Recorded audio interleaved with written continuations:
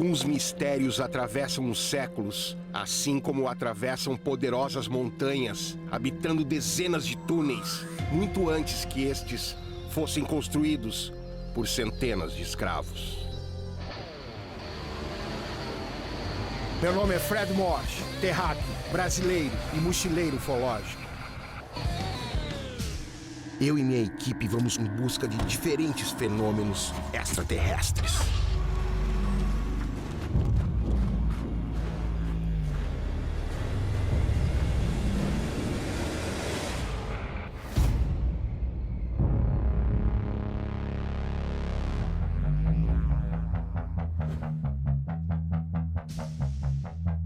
Existe um lugar na região serrana do Rio de Janeiro que esconde segredos dentre suas montanhas, desde a chegada dos índios araris, do ciclo do café e o refúgio de escravos nos quilombos da região.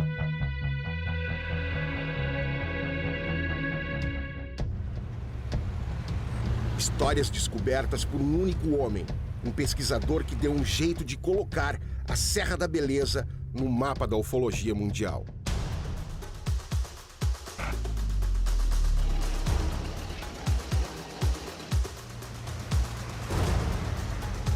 Eu estou chegando em Conservatória, distrito de Valença, município do Rio de Janeiro. Eu vou encontrar com um dos principais pesquisadores da região, ufólogo e meu amigo também, Arthur Sérgio Neto. A partir de 1982, iniciaram as pesquisas ufológicas na Serra da Beleza. Com o ufólogo Marco Antônio Petit.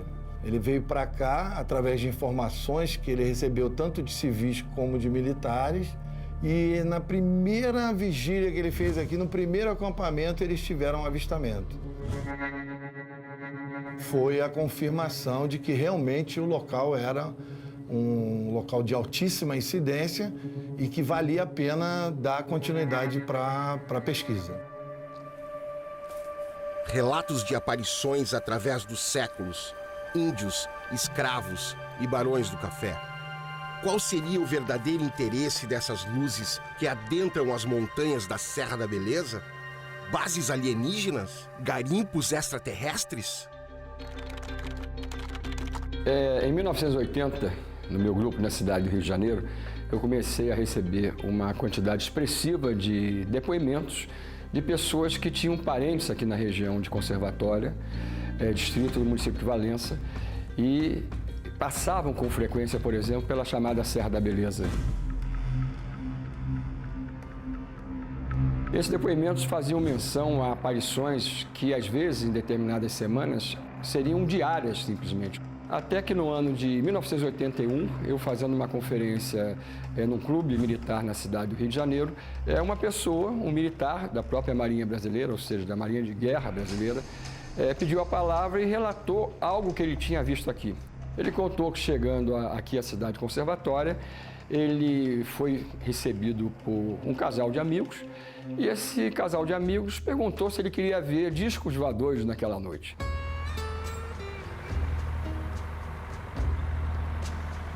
E pegando o carro, um jipe, eles foram no final da tarde até o alto da serra.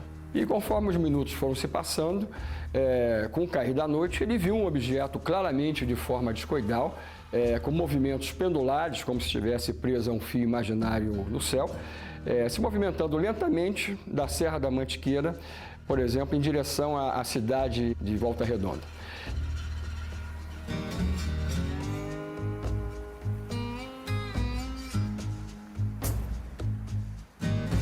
Esse relato, na verdade, foi muito importante porque ele veio a confirmar tudo aquilo que eu tinha recebido a nível de informações de outras pessoas e nos abriu a oportunidade de iniciar a própria investigação.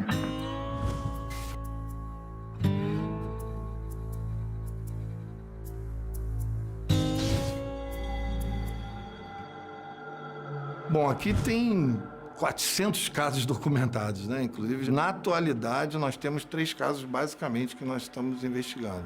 É o caso do túnel do Capoeirão, que é o caso do seu Manel Belisário, que ele mora próximo ao Capoeirão e já por uma ou mais ocasiões ele foi acompanhado por essas luzes.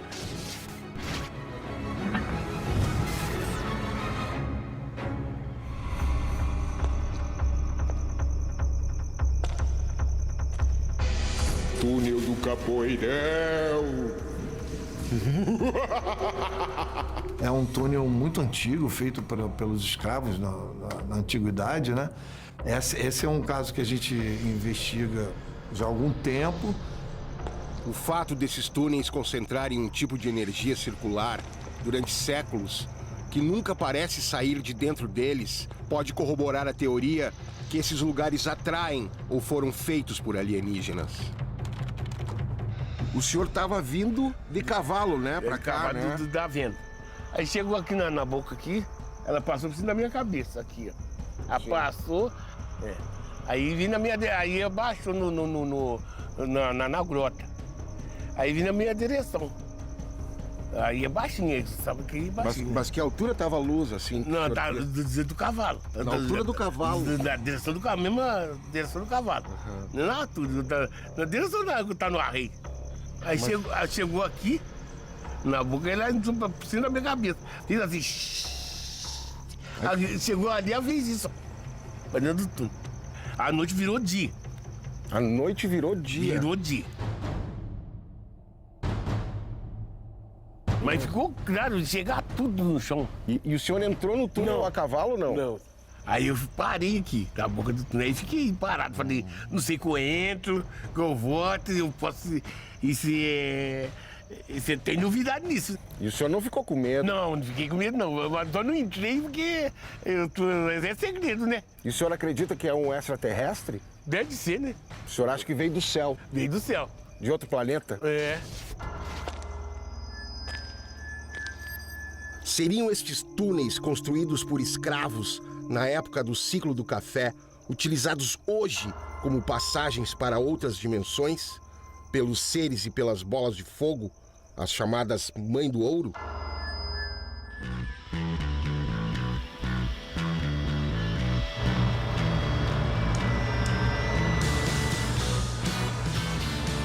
Nós temos um caso bastante interessante, que ele já tem mais de 20 anos, mas que vem acontecendo regularmente, que é o caso da Pedra da Mãe do Ouro, lá no Quilombo. Existe aqui em Conservatória uma história sobre a Mãe do Ouro. Objetos esféricos de cor alaranjada ou vermelha, geralmente, e que muitas dessas pessoas, desses moradores, vinham sair, aparentemente, das montanhas e, às vezes, retornar posteriormente para essas montanhas e entrarem dentro das mesmas. Só que não existe nessas posições nenhum tipo de caverna, de uma gruta ou de uma entrada física, né? Mas eu tenho aquela convicção, né, que aquilo que os moradores da região chamam de Mãe de Ouro é o que nós definimos dentro da ufologia como as chamadas sondas ufológicas, né? Quilombo São José é um quilombo que existe desde 1830 aqui na região. E os moradores reportam que tem uma luz, que eles chamam de Mãe do Ouro, que sai da rocha, trafega na região e retorna para a rocha. Eu estou chegando aqui no Quilombo São José para conversar com o seu Manuel, que é o patrono dessa comunidade, sobre uma história muito misteriosa sobre a Mãe do Ouro.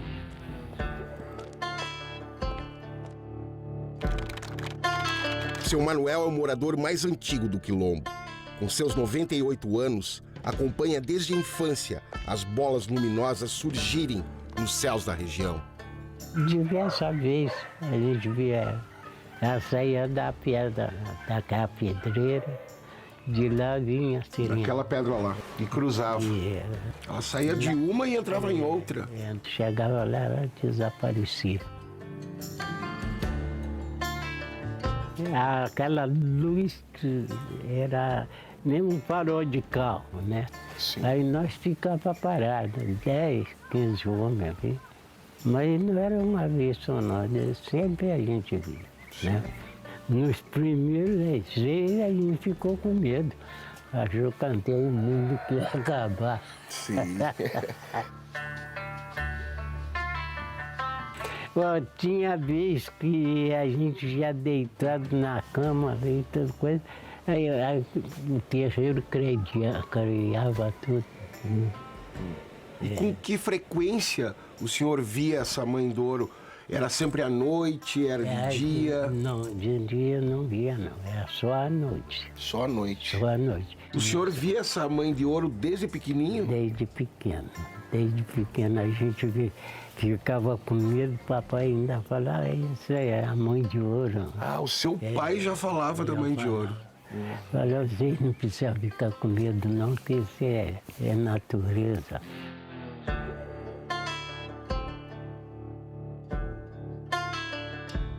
Quilombo hoje é um ponto novo de vigília para nós. Nosso trabalho hoje é acampar ao lado da Pedra da Mãe do Ouro, da famosa Pedra da Mãe do Ouro.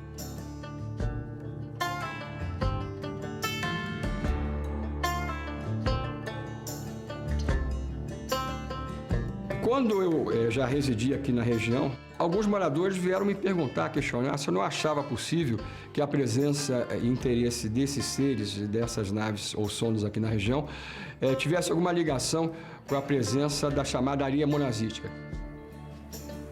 Dos 3 casos atualmente investigados, 2 deles se conectam pelo mesmo fenômeno, a Mãe do Ouro. E o terceiro pode explicar a origem de tudo isso. O garimpo pela areia monazítica, a partir de uma base intraterrena na Serra da Beleza. A intensidade do fenômeno UFO ainda hoje na região não só seria por conta de um interesse na emanação radioativa da própria monazítica, mas estaria relacionado, na realidade, desses seres terem, através de uma alta tecnologia, de repente, a oportunidade de criar instalações subterrâneas em qualquer ponto do planeta, se assim desejarem. E isso parece que aconteceu aqui. Esses seres estão sempre ligados aos minerais. Isso é uma das coisas que tem chamado a atenção nas viagens que eu tenho feito à procura do fenômeno.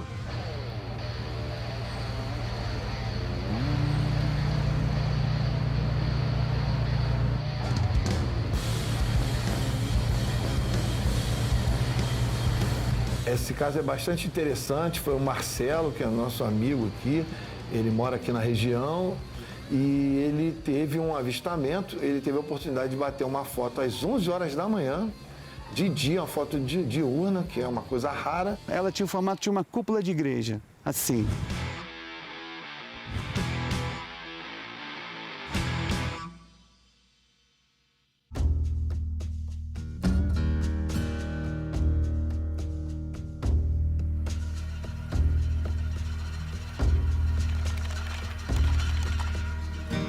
O Marcelo, que é um morador aqui da cidade de Conservatória, fez uma foto muito interessante, que é um objeto pousado em cima do topo de uma montanha aqui na Serra da Beleza. Foi no dia de fevereiro de 2008. E nesse dia, estava lá um pontinho branco em cima do morro, justamente aqui em frente. Bem nessa posição. Como eu vim aqui há muitos anos, eu sei que ali não tem pontinho branco. Aí dei a aproximação máxima nessa beleza aqui que eu vou te mostrar. Sim, foi essa câmerazinha. Era o que tinha na época, né? E fiquei naquela esperança de ir no computador ver o que era aquele pontinho branco.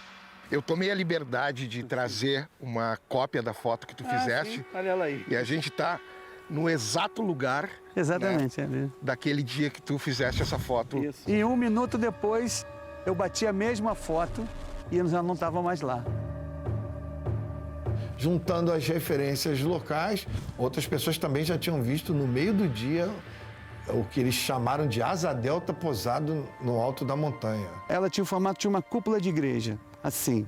Talvez com uma cabine aqui de comando, não sei, mas tem uma coisinha em cima e a cúpula de igreja, assim. E embaixo, você dando zoom bem grande no computador, você vê também uma espécie de um elevador, talvez ali para embarque, eu não sei. Aí já estou, né, viajando. Bom, a foto existe, foi feita 11 horas da manhã. É uma foto de um objeto muito claro, triangular, branco intenso, posado no topo de uma montanha que não tem estrada para lá, não tem caminho nem de boi para lá. Eu acho que devia ser uma altura de uns 2 ônibus, assim. Sim. Em pé.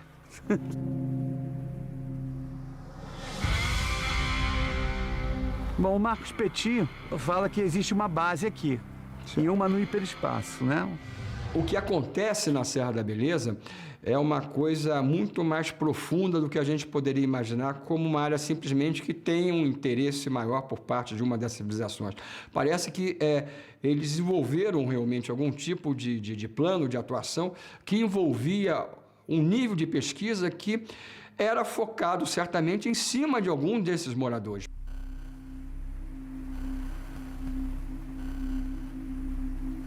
Foi nesse ponto da Serra da Beleza em que o Júlio, parceiro do Arthur, observou na estrada, próximo ao mirante, a presença de uma luz intensa e misteriosa que durou vários minutos. Em 2013, eu e Júlio tivemos uma experiência aqui durante as nossas vigílias, onde nós vimos um objeto muito grande. Eu acredito que tenha sido do tamanho de um veículo também. E onde é que vocês estavam? Nós estávamos dentro da Fazenda da Beleza da Serra, num local chamado Platô, que é um local de preferência para fazer as vigílias.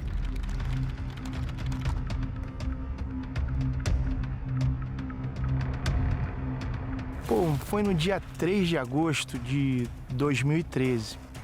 Nós chegamos aqui por volta de 5 horas, 5h30. Poucos minutos depois, por incrível que pareça, o fenômeno apareceu.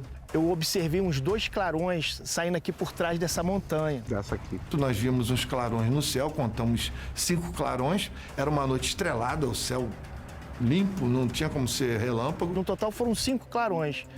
E aí, cara, teve um momento que por volta de 9h30 eu vi uma luz lá no mirante.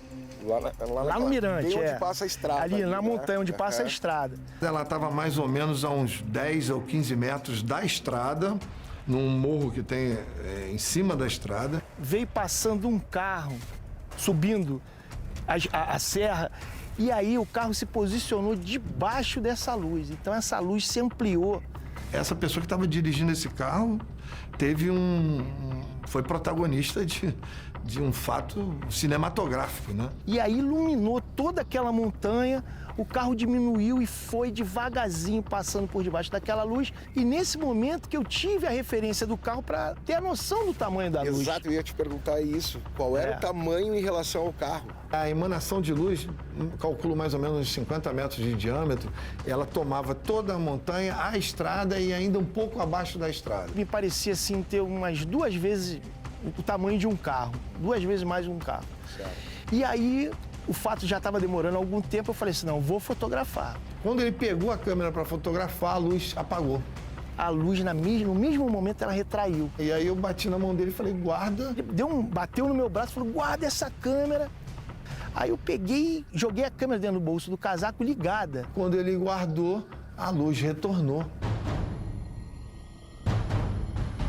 Mas voltou com uma intensidade muito grande e direcionada para a gente. Então, quer dizer, estava havendo algum tipo de interação, porque como é que eles sabiam o que a gente estava falando? Então tem muita coisa a nível dessa interação, dessas inteligências por trás dos fenômenos ufológicos na região, com alguns moradores aqui. Agora, saber por quê, aí já é difícil. Inclusive, a gente ouve muito nessas regiões do Brasil as pessoas falarem que a noite virou o dia, né? É verdade. Uma expressão... Essa é uma expressão muito comum aqui na região, que quando esses objetos trafegam, a noite vira dia. É isso mesmo, parece que a noite virou dia.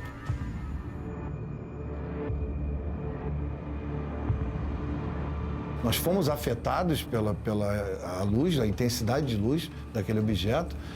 Eu tive uma conjuntivite branda, ele teve um problema na máquina na filmadora, perdeu a filmadora, né? No dia seguinte, quando eu fui ligar a minha máquina, ela já não estava ligando mais. A única coisa que o técnico disse é que ela provavelmente foi exposta a um nível de radiação muito intenso. Tenho a câmera até hoje, ela está com petit. Mas o mais surpreendente é que essa câmera estava totalmente danificada, aparentemente da parte interna para fora. E ele está chegando aí, ele vai trazer a câmera para vocês pesquisarem.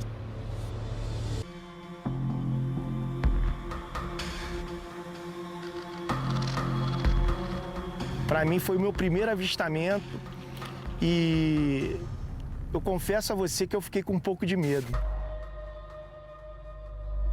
E a gente teria condições de ver de perto essa câmera que foi afetada por essa luz? Sim, eu tenho a câmera até hoje, ela está com petit. Até hoje não tem uma explicação de como eles conseguiram danificar, né?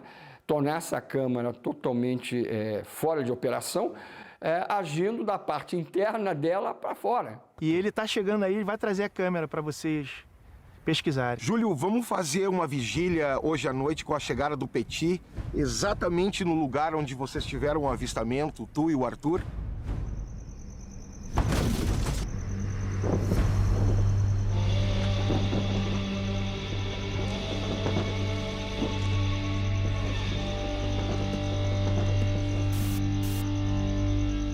Eu tô aqui no topo da Serra da Beleza, no platô. O Júlio estava aqui comigo agora há pouco, só foi buscar um binóculo, porque a gente está esperando o Arthur Sérgio Neto e o Marco Antônio Petit.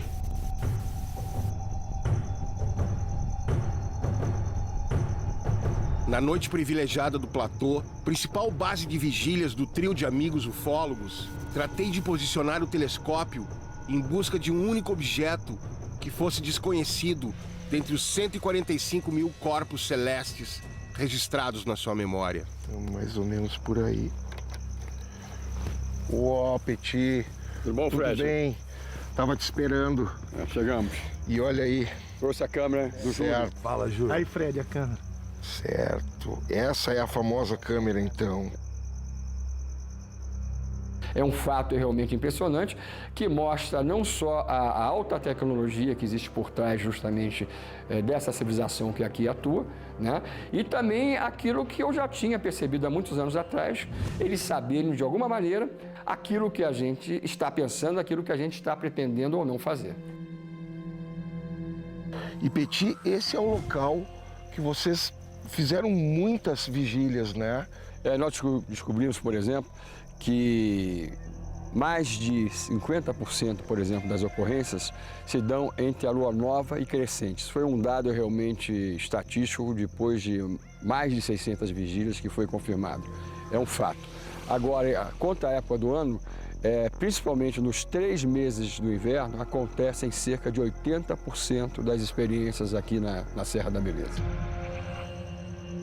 Eu resolvi me afastar do ponto central da vigília e circundar o perímetro, onde existem relatos de seres que se materializam.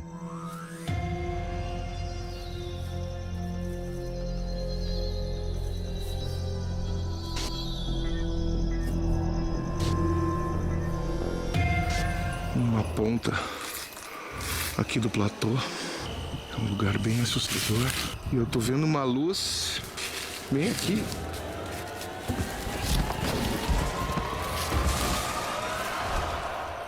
Tô bem.